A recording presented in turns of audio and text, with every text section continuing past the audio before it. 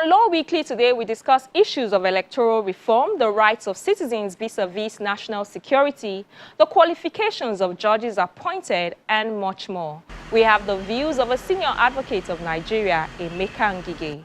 Also showing on the program, the alleged conduct of the chairman of the Code of Conduct Bureau and the reaction of the Nigerian Bar Association, plus our weekly recap of some of the top stories from the courtrooms. Hello and welcome to the program. I'm Shola Shieli.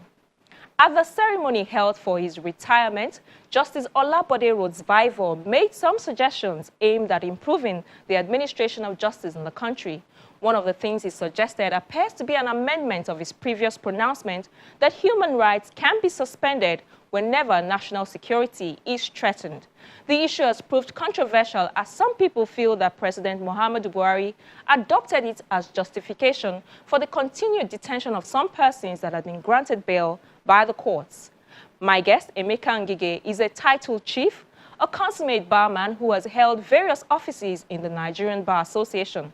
At one time, he ran for office of the president of the Nigerian Bar Association.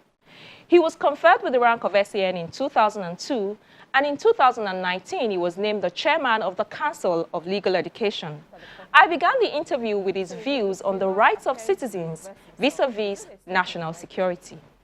Well, generally, it is always a topical issue, even in the advanced nations. If you remember victims or soldiers that were captured during the war, that have been kept in Guantanamo Bay in the United States, there were outcries about their detention vis-a-vis their rights to freedom, their right to fair trial, and their right to be granted bail. So it's the same thing.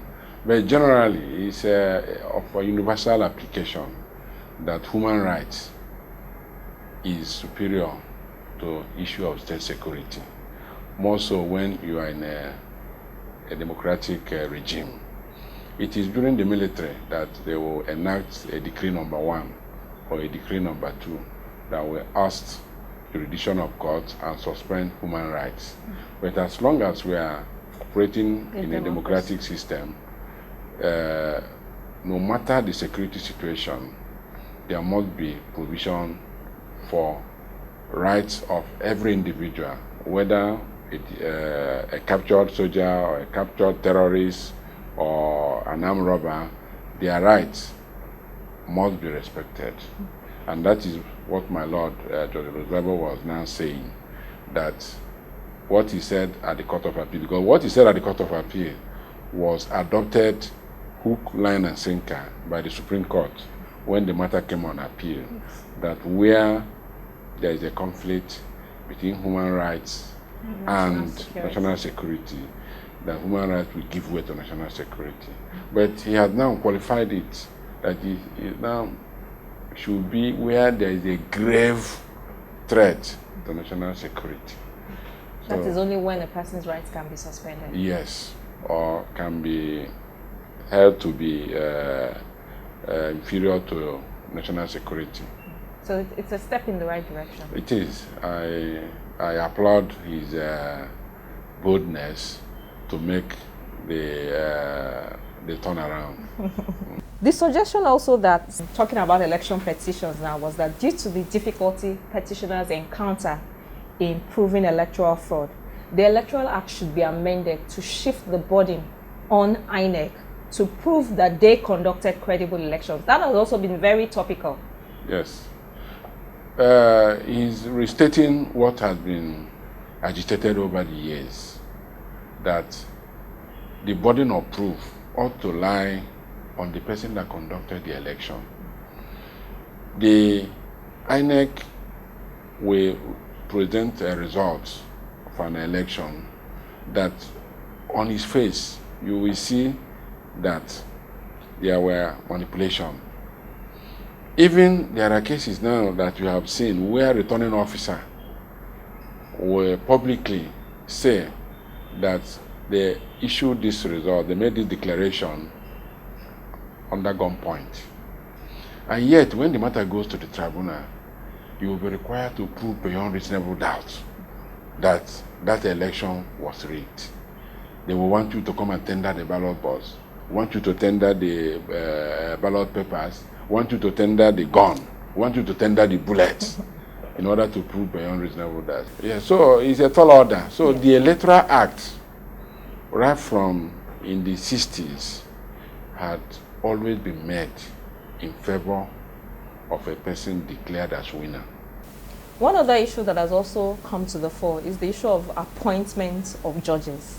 I mean, you've witnessed the recent debates as to whether some judges were not qualified because they couldn't answer basic legal questions. The President of the Court of Appeal has recently also come out to say that there's room for judges to learn on the bench because they can't have been exposed to everything that will possibly come before them, you know, in the course of their job. So where do you stand on that debate? Well, it's also a topical issue over the years, the process of appointment of judges.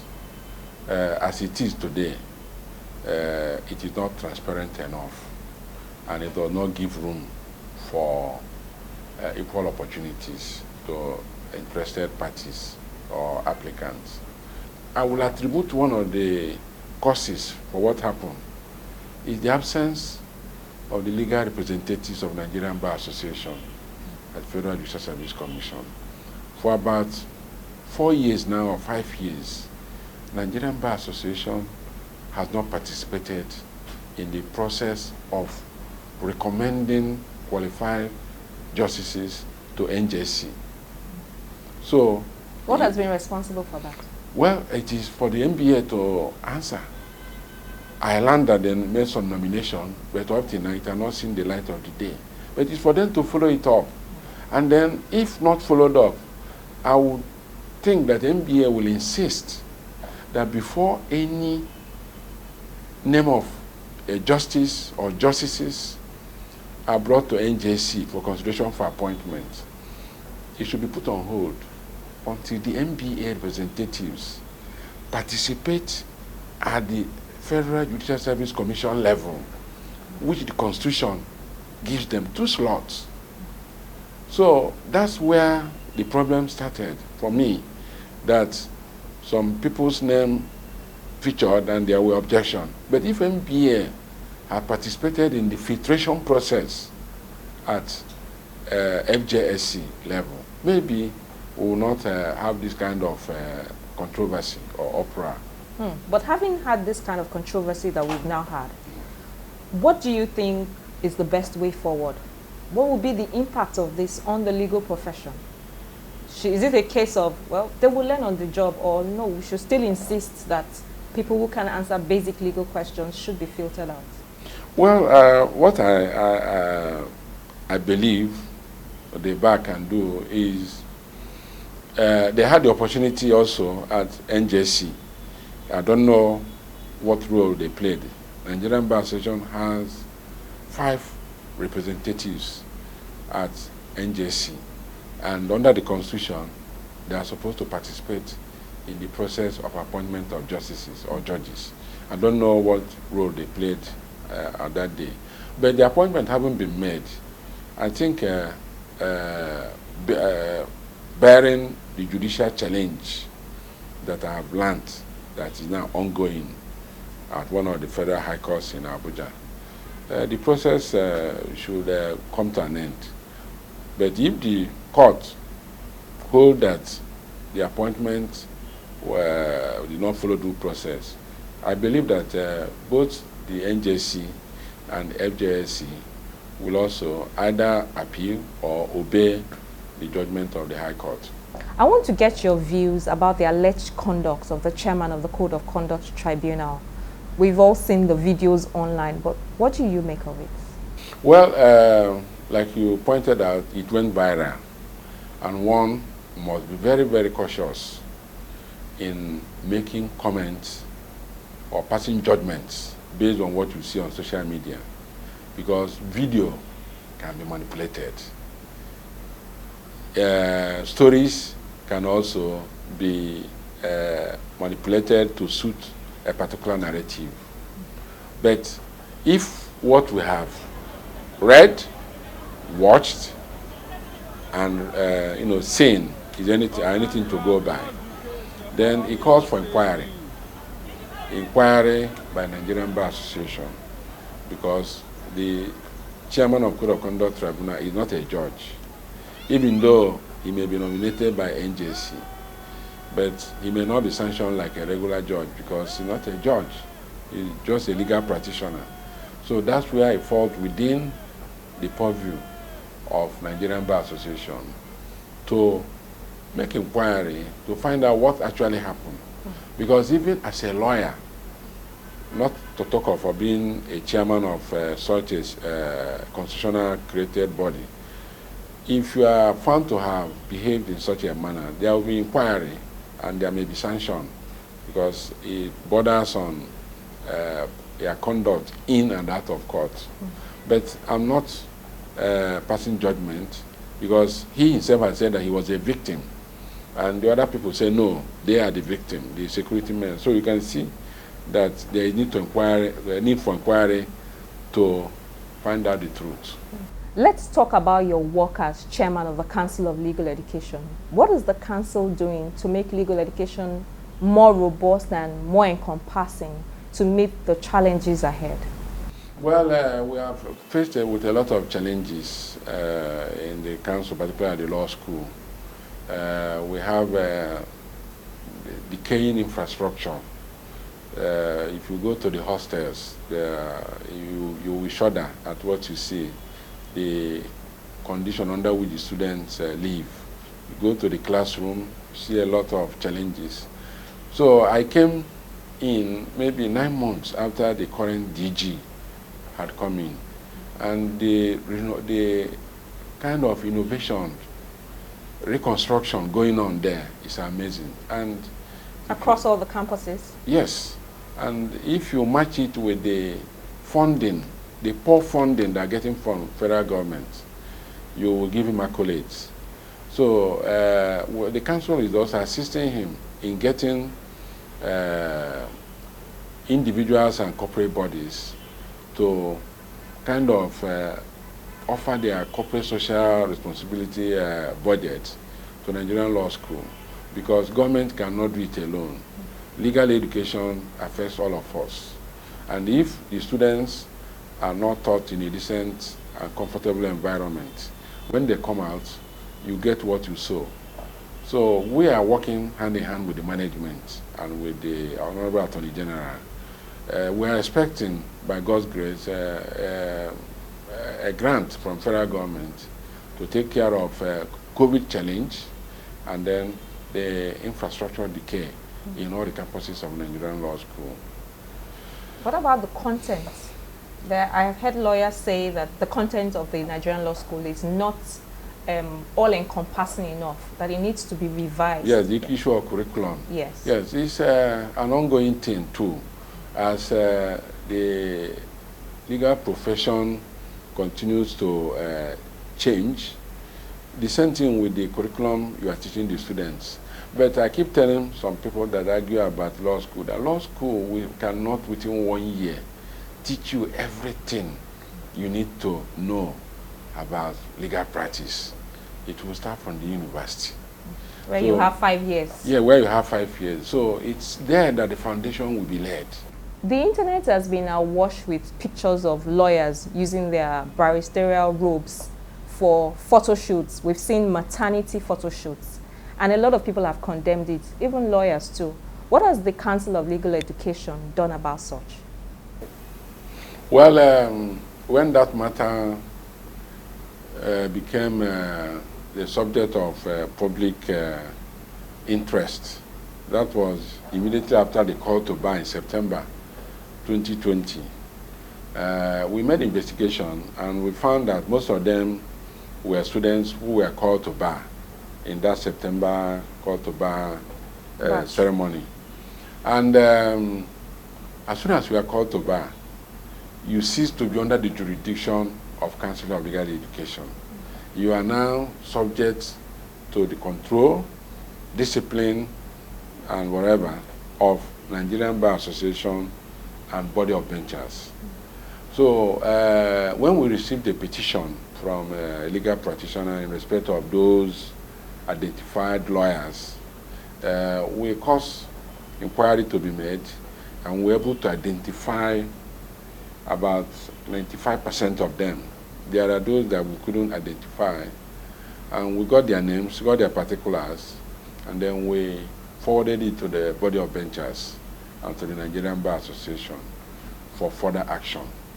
So I think the question should be asked. So that's now. where it is at? Yes, the Nigerian Bar Association and the body of benchers are in a position to update the public on what has happened, but they have the information now. Welcome back. It was on Monday, March 29, that a video went viral of the chairman of the Code of Conduct Tribunal, who was caught on camera physically assaulting a security guard at Banex Plaza in Wuse, Abuja. Take a look. Reports say an altercation between the CCT chairman Danladi Umar and the security guard over a parking space at the Banex Plaza, Abuja, led to the assault. Following the public condemnation that trailed the video, the CCT's press and publicity unit released a statement denying the assault. The statement claimed it was Mr. Umar who was assaulted by persons he described as Biafran boys. The Nigerian Bar Association has reacted to the incident. In a statement by its National Publicity Secretary, Rapulu Nduka, the NBA said it will probe the circumstances leading to the alleged assault through its relevant committee. The NBA equally frowns at any display of naked power by a public officer, especially one who, by virtue of his high office, is expected to exhibit a high standard of conduct. Prima facie evidence available at the moment raised questions regarding whether such standards have been met. In view of the foregoing, the NBA shall, through its relevant committee, investigate the circumstances leading to the altercation and, depending on its findings, will ensure that appropriate action is taken to address the occurrence, the statement added. While we await the investigations at the judicial panels of inquiry are also on hold as a result of the Easter holidays. The Lagos Judicial Panel, which sat on Tuesday, March the 30th, however, got an extension of its tenure for another 3 months. The chairman of the panel, Justice Doris Okwobi, mentioned the extension at its sitting on March the 30th. With this extension, the panel will now sit beyond the initial April 19 deadline, with a new deadline fixed for July the 19th.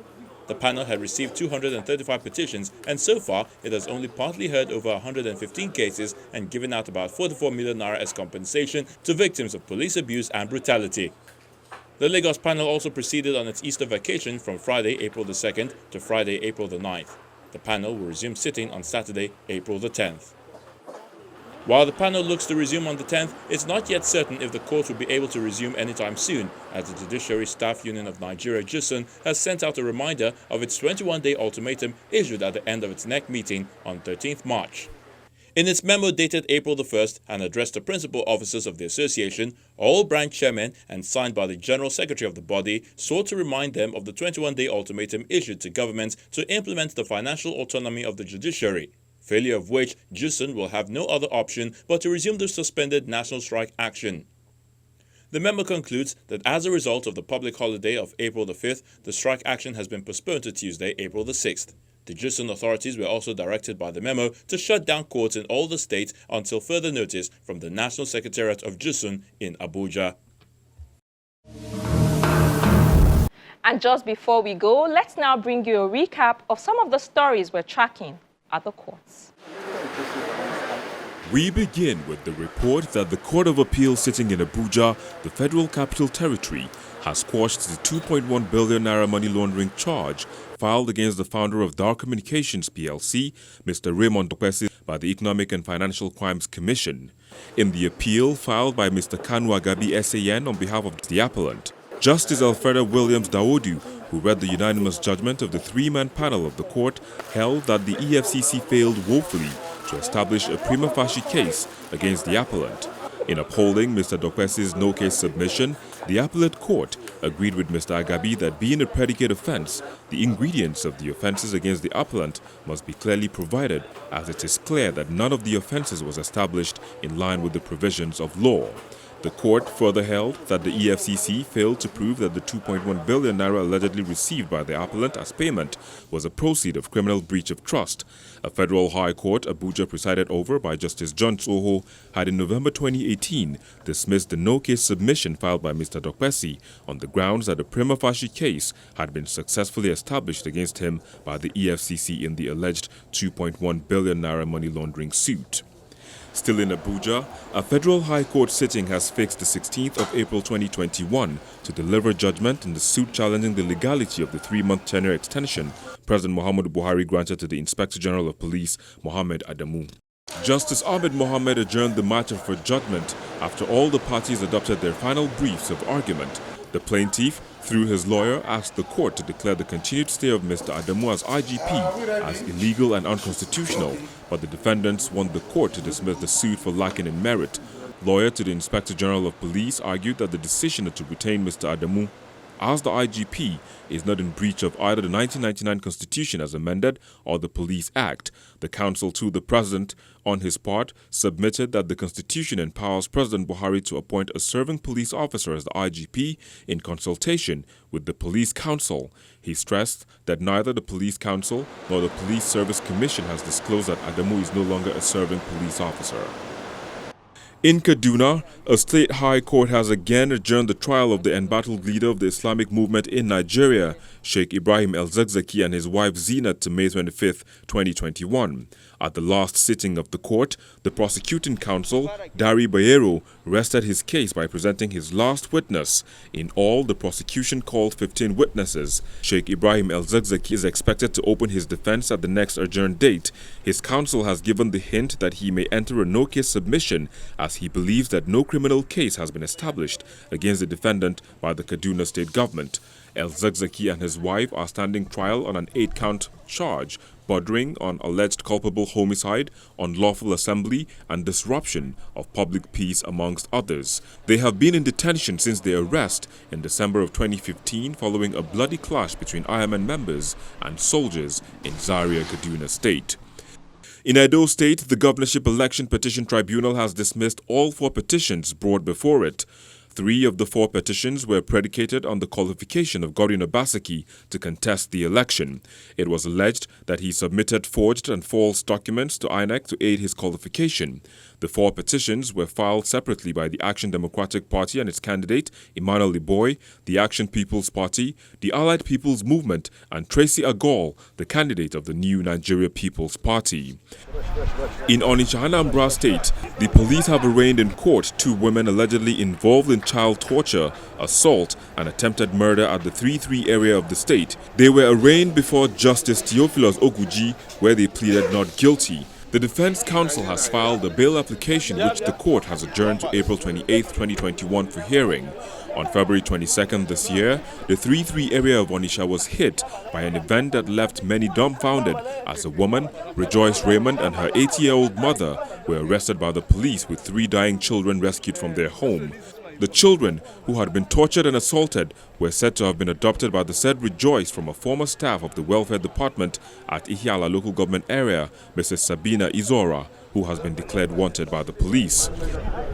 And we round off with the report that proceedings were stalled in the case of electoral fraud brought by the Independent National Electoral Commission in Akwa Ibom State against another university don, Professor Ignatius Uduk of the University of Uyo, owing to the absence of the presiding judge, Justice Achibong Achibong. Professor Uduk was a collation and returning officer in charge of SEM Udim State Constituency in the state constituency election of 21st March 2019. He has been standing trial on a 3-count charge bordering on electoral fraud and perjury brought against him by INEC. Professor Uduk is the second professor arraigned by the Independent National Electoral Commission, Akwa Ibom State, for alleged electoral fraud in the 2019 general elections, the first being Professor Peter Ogban, who was sentenced to 3 years imprisonment just last week. And that's our program this week. Don't forget that you can watch these and past episodes of the program on our YouTube page. I'm Shola Shiele. Thank you for watching and see you next week.